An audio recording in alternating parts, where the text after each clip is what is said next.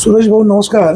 नमस्ते. तुम्ही 10 दिवस जुन्नरला छत्रपती शिवाजी महाराजांच्या पुतळ्याजवळ आमरण उपोषण केलं. आदिवासी भागातील जनतेला माझा न्याय मिळाला पाहिजे, अदानीचा प्रकल्प नकोच अशी भूमिका होती. जनसुनावणी रद्द करा अशी तुमची मागणी होती. आता जनसुनावणी रद्द झाली, तुम्ही उपोषण 10व्या दिवशी सोडलं, तुम्ही एका खाजगी रुग्णालयामध्ये उपचार घेत आहात. डॉक्टरांनी प्रकृतीविषयी काय सांगितलं? सरांनी खरं तर काल माझ्या पोटात या साईडला दुखत होतं सर. सोनोग्राफी केली, या ठिकाणी लिव्हरला वगैरे थोडी सूज दाखवली. त्याच्यामुळं तात्काळ ॲडमिट होणं फार गरजेचं होतं. नारायणगाव मॅक्स केअरला या ठिकाणी ॲडमिट झालो आपण ICUमध्येच. आहे तब्येत बरी माझी. या निमित्तानं सगळ्या मित्रपरिवार असेल, सगळे आपले प्रेम करणारे मंडळी असेल, सगळ्यांनी हेच सांगणं मी व्यवस्थित आहे, कोणी काळजी करू नका, थोड्याच दिवसात परत तुमच्या सेवेला मी हजर असेल, अजिबात चिंता करू नका. शेवटी आपल्याला आज आपल्या आदिवासी बांधवांना आपल्या शिवजन्मभूमीला जे आपल्यापुढे जे संकट आलं होतं ते आता कुठेतरी टळलं आहे. परंतु आपण एक छोटीशी लढाई जिंकलो आहे. अजून आपलं युद्ध बाकी आहे. कारण अदानीसारखा प्रकल्प रोखणं त्याच्यातली पहिली स्टेप होती. त्या पहिल्या स्टेपमध्ये आपण यशस्वी झालो. अदानीचा प्रकल्प नकोच ही तुमची मागणी आहे.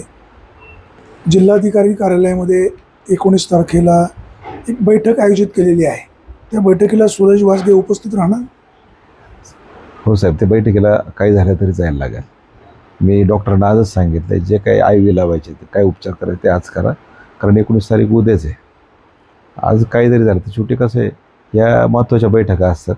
आणि सकाळी शिष्टमंडळाचा फोन मला येऊन गेला आहे. त्या शिष्टमंडळाच्या यादीत माझं पण नाव आहे. शेवटी मला जाणंच आहे. आणि आपली भूमिका तालुक्याच्या वतीने त्या ठिकाणी ज्या भावना आहेत आपल्या त्या मांडल्या पाहिजे. आजनावळे या ठिकाणी अधिकाऱ्यांची लोकप्रतिनिधींची बैठक पार पडली. त्या ठिकाणी तुम्ही उपस्थित होता. तिथे तुमची मागणी होती की जिल्हाधिकाऱ्यांनी जनसुनावणी रद्द करावी, त्याचं पत्र द्यावं, मी माझं उपोषण स्थगित करतो. तसं दुर्दैवाने झालं नाही. तुम्ही त्याच दिवशी असं म्हणाले होते की मडला जे आंदोलन होणार आहे त्या आंदोलनामध्ये देखील मी सहभागी होणार आहे, परंतु तुम्ही सहभागी झाला नाहीत. आजनावळे जी बैठक होती साहेब, खरं तर तो उपोषणाचा 6वा-7वा दिवसाचा. मी लाईव्ह सगळं मीटिंग पाहत होतो. आणि लाईव्ह मीटिंगमध्ये पाहत असताना कुठं ह्या गोष्टीबाबत जनसुनावणी रद्द व्हावी त्याचं कुठंच म्हणजे आपण म्हणतो काही आउटपुट येत नव्हता. म्हणून मग शेवटच्या मीटिंगच्या शेवटच्या वेळेस मी त्या ठिकाणी आलो आणि जे काय बोललो ते आत्मीयतेने बोललो. आणि खरं तर जोपर्यंत आपल्याला जिल्हाधिकारी साहेब असेल किंवा या संदर्भातील जी अधिकारी असेल यांचं काही लेखी पत्र येत नाही तोपर्यंत मी माझ्या भूमिकेवर ठाम होतो. आणि तिथूनच परत सलाईन लावायला उपोषणस्थळी आलो. तब्येत सर थोडं उपोषणाचं 5 दिवसानंतर तुम्ही कुठल्या उपोषणकर्त्याला विचारू शकता की 5 दिवसानंतर तुम्ही आतून डॅमेज होता असाल. परंतु माझा पहिल्यापासून स्वभाव आहे, आपल्या तरी किती दुःख आली, किती जरी आपल्या अडचणी आल्या, परंतु आपण दुसऱ्याला समाधान द्यायचं असं. शेवटी कार्यकर्त्याचा जन्मच त्याला आहे. आणि त्याच्यामुळे मी कधीच आतून डॅमेज होत चालले, परंतु मी याचा कुठंही लवलेश माझ्या चेहऱ्यावर येऊन नाही दिला, कोणाला सांगितलं नाही की आपल्यामुळं लोक दुःख व्हायला नको.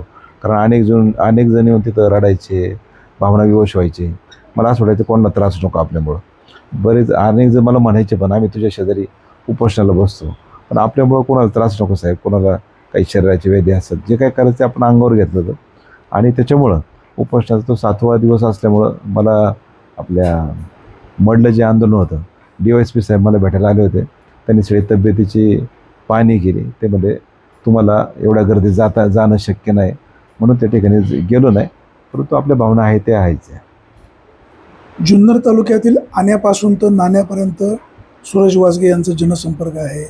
गोरगरिबाच्या कुटुंबामध्ये अन्याय झाला की सुरेश वासगे धावून जात आहेत.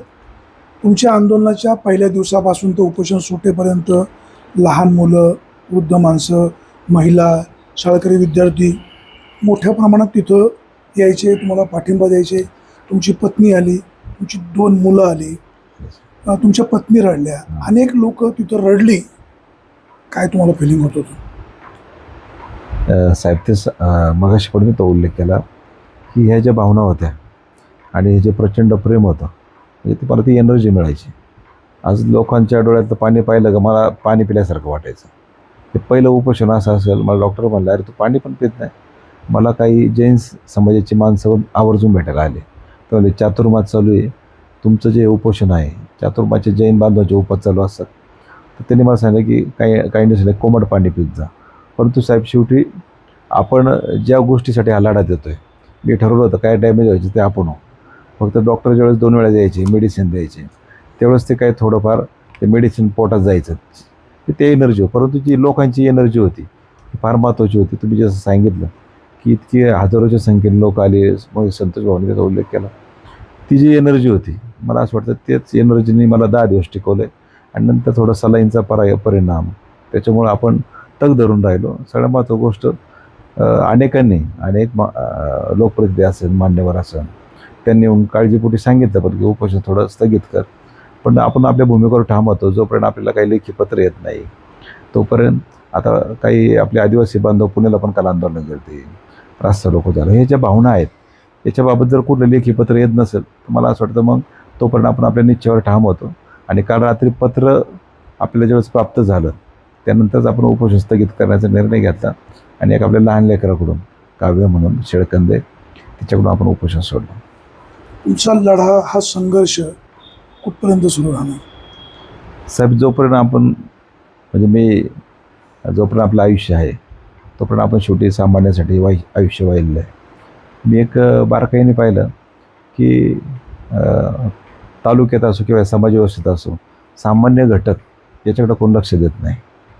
ज्यावेळेस एखादं लग्नात पण तुम्ही बघा, एखादा VIP माणूस येतो, माणसाचं तिकडं लक्ष असतं. म्हणजे सामान्य माणसाच्या भावना त्या समजून घेणार कोणतरी पाहिजे. आता अनेक ठिकाणी असं होतं की सामान्य लोकांच्या अनेक अडचणी असतात, परंतु हे वरिष्ठ लोक समजून घेत नाही. प्रत्येकाला गॅस भरायचा असतो, भाजीपाला आणायचा असतो, कुटुंब चालवायचं असतं, जेमतेम पैसे चालवतात. त्या कुटुंबाकडं आपल्यासारख्या कार्यकर्त्यांनी खरं तर लक्ष दिलं पाहिजे. आणि मला असं वाटतं तीच लोक माझ्यावर प्रेम करतात. तुमच्या अर्धांगिनी त्यांचे वडील वारले, खूप मोठा दुःखाचा प्रसंग होता. हो सर. असं असतानाही तुम्ही उपोषण सुरू केलं, घरच्यांचा प्रतिसाद कसा मिळाला? खरं तर साहेब, म्हणजे सोनलची साथ आहे म्हणून तरी मी या गोष्टी करू शकतो. नाही तर ही गोष्ट सोपी नाही. ज्यावेळेस तिचे वडील गेले तर मला माहिती काय ह्या सगळ्यांचं किती प्रेम होतं त्यांच्याबद्दल. आणि मुळात मी पाहिलं आहे आमची लहान लेकरं बाबांबरोबर कशी खेळायची, आनंदाने बागडायची.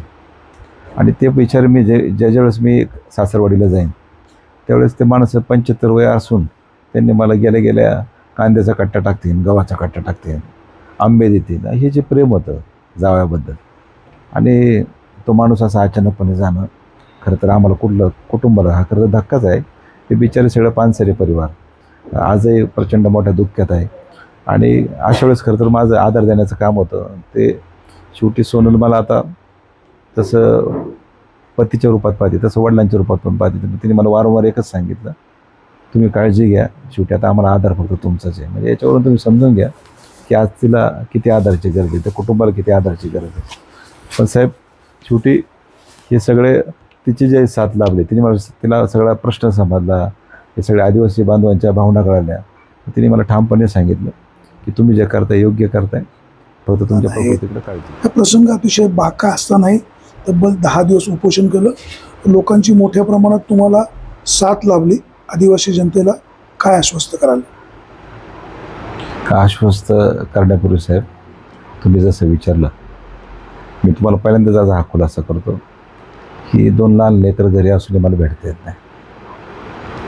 म्हणजे बऱ्याच वेळा असं होतं, मी ज्यावेळेस घरी होतो ते झोपलेले असतात आणि मी सकाळचं बाहेर पडतो तेव्हा त्यांची माझी भेट होत नाही. एक तर शाळेत जातात किंवा तोपर्यंत ते उठायच्या अगोदर मी बाहेर असतो. म्हणजे एका घरात राहून कधी कधी भेट होत नसते.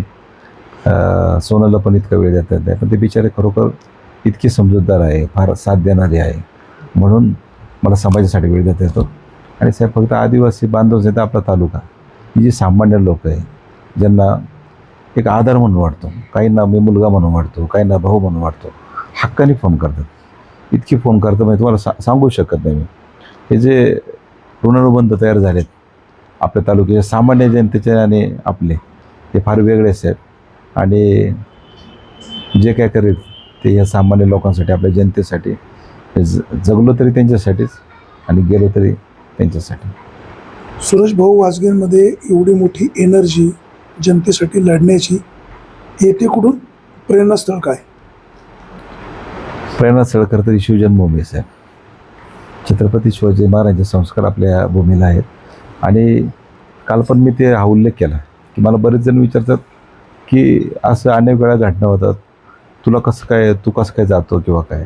मग मला असं वाटतं की शिवजन्मभूमीचे हे जे विचार आहेत, जे संस्कार आहेत, कुठेतरी छत्रपती आधीच जातात की इथं तू गेला पाहिजे, इथं तू धावून गेला पाहिजे. आज त्या लोकांवर वेळ आहे. आणि मला असं वाटतं ही आपली जी शिवभक्ती आहे, हे जे शिवप्रेम आहे, हे इथून आहे. त्याच्यामुळे मला असं वाटतं ते कुठेतरी दाखवण्यापेक्षा असं कर्तव्यातून जर दाखवलं.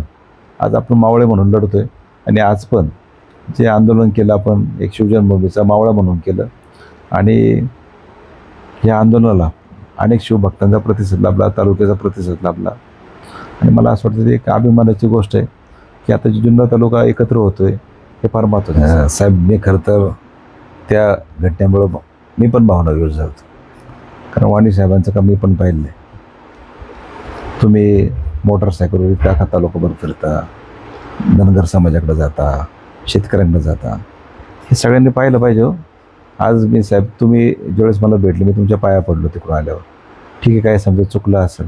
मला असं वाटतं की कोणीच लोकप्रतिनिधी, आमदार साहेब असो किंवा पारमंत्री असो, पत्रकार असो किंवा सामान्य माणूस असो, सगळ्यांचा मान ठेवला पाहिजे.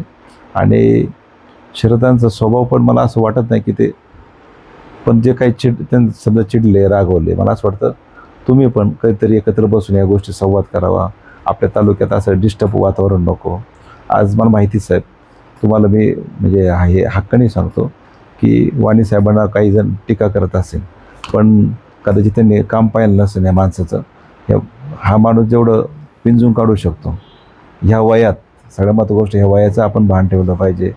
ह्या वयातली माणसं आज कसे त्या ठिकाणी जीवन जगत असेल. आणि साहेब, तुम्ही ह्या वयात फिरताय, मोटरसायकलवर पाऊस पाणी बघत नाही, या कामाला खरं तर सलाम आहे. हे काम मी तुमचं जवळून पाहिलं आहे म्हणून मी ही गोष्ट बोलू शकतो. त्याच्यामुळे मला असं वाटतं जे काय आता हे वातावरण दूषित झालं आहे, मला असं वाटतं पत्रकार बांधवांचा सन्मान ठेवला पाहिजे. हे सगळे पत्रकार बांधव आणि लोकप्रतिनिधी शेवटी जबाबदारी व्यक्तिमत्व आहे. आज त्यांना लोकांनी एवढं अपक्ष म्हणून पण निवडून दिलं आहे, पुढे साथ लाभलेली. मला असं वाटतं हे सगळं तालुक्यात आपलं वातावरण नाही राहिलं पाहिजे. शिवजन्मभूमी आहे, सगळ्यांनी हे वातावरण दूषित न करता याच्यातून कसा मार्ग निघेल हे फार महत्त्वाचं राहायचं.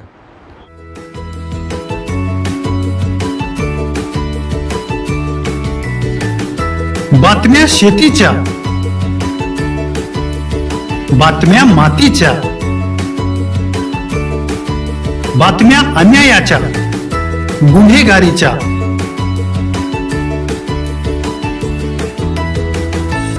राजकारणाच्या आणि समाजकारणाच्या, शोषणाविरुद्ध बुलंद आवाज, जनसामान्यांच्या हुंकाराची गाज, सत्कार्याला प्रोत्साहन, दुष्कृत्याला अनुशासन, निर्भीड, निस्पृह, सडेतोड, बेधडक आणि रोखटोक म्हणजेच विघ्नहर टाइम्स. शोध बातमीचा, ध्यास सत्याचा. आपलं चॅनल, आपली बातमी. सबस्क्राईब तर कराच, पण बेल आयकॉनवर क्लिक करायलाही विसरू नका.